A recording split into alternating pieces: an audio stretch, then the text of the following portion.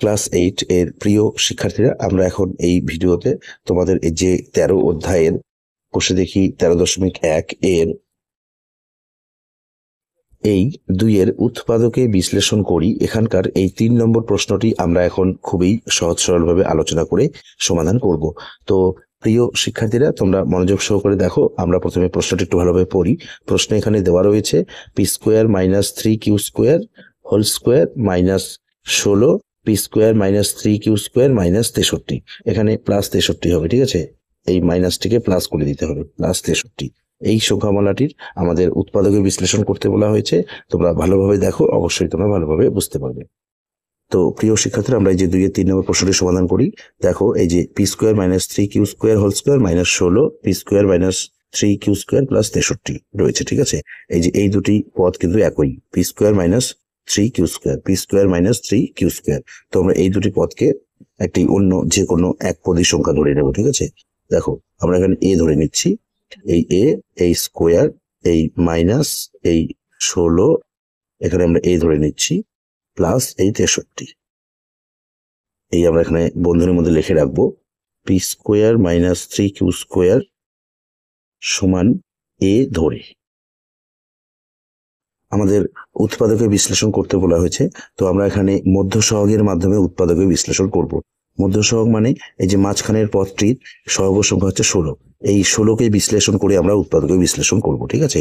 আমরা এই এ স্কোয়ার লিখবো, এখানে এই মাইনাস দেব, এখানে বন্ধনী দিয়ে এই এ লিখবো, এই এ, ঠিক আছে? প্লাস এই 63 লিখবো। আর এই 16কে আমরা লিখলাম না। আমরা এই মধ্য সহগ পদটি মানে 16টিকে আমরা বিশ্লেষণ করব, মানে ভাঙাবো। আমরা এখানে এমন দুটি সংখ্যা লিখবো যে দুটি সংখ্যা যোগ বা বিয়োগ করলে এই 16 হবে, আর ওই দুটি সংখ্যা গুণ করলে যাতে 63 হয়, ঠিক আছে? তো আমরা দেখতে পাচ্ছি 9 আর 7 যদি আমরা যোগ করি, আমরা 9 এর সাথে যোগ করলে 16 পাবো, 9 আর 7 গুণ করলে আমরা পাবো এখানে 63, ঠিক আছে? 7 নং 63, 9 আর 7 যোগ করলে হবে 16। তো আমরা এই যে মধ্য সহগ পদ 16টিকে এখানে ভাঙালাম বা বিশ্লেষণ করলাম, ঠিক আছে? সমান সমান এই এ স্কোয়ার, এখন এই মাইনাস দিতে হবে, 9 আর এ গুণ করতে হবে, 9a, প্লাসে মাইনাসে মাইনাস করতে হবে, 7 আর এ গুণ করবো, 7a, এই প্লাস 63। এখন এখানে দাঁড়ালো 1টি 2টি 3টি 4টি পদ, ঠিক আছে? এই 4টি পদের এখন আমরা প্রথম দুটি পদ থেকে প্রথমে কমন নেব। তো কমন আমরা এভাবে নেব, এই যে দেখব যে সংখ্যাটি বা পদটি দুটি সংখ্যার মধ্যেই রয়েছে বা দুটি পদের মধ্যেই রয়েছে, সেই সংখ্যাটি আমরা কমন নেব, ঠিক আছে? এখানে 9 রয়েছে কিন্তু এখানে 9 নেই, তার মানে 9 আমরা কমন নিতে পারবো না। এখানে এ রয়েছে, এখানেও এ রয়েছে, তো আমরা এ কমন নিতে পারবো। এখানে কিন্তু দুটি এ গুণে রয়েছে, ঠিক আছে? তো এই যে এ কমন নেওয়া হলো একটি, এখানে তাহলে দুটির মধ্যে একটি নিয়েছি, তো একটি থাকবে। এখান থেকে এখানে কিন্তু এই যে এর কোনো ঘাত নেই, একটি এ রয়েছে, এই এ কমন নিয়েছি। কমন নেওয়া মানে দু জায়গার থেকে নেওয়া, এখান থেকে নিয়েছি, এখানে একটি এ রয়েছে, এখান থেকে নিয়েছি, এখানে -9 রয়েছে এখন।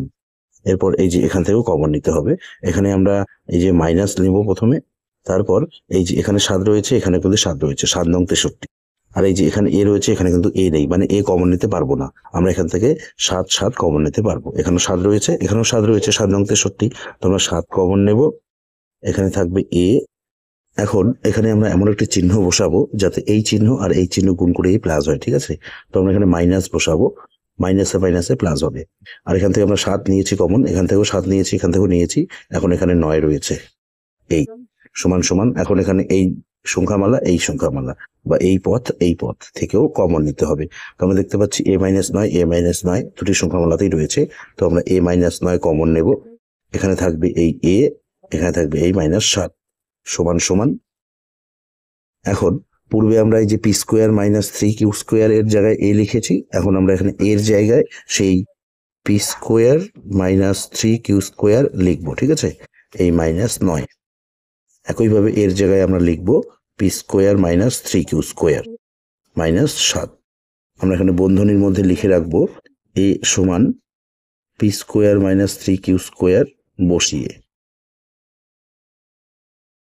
এটি হচ্ছে আমাদের অ্যান্সার। তো প্রিয় শিক্ষার্থীরা, নিশ্চয়ই তোমরা অঙ্কটি ভালোভাবে বুঝতে পেরেছো। তো এই ভিডিওতে এ পর্যন্ত, ধন্যবাদ।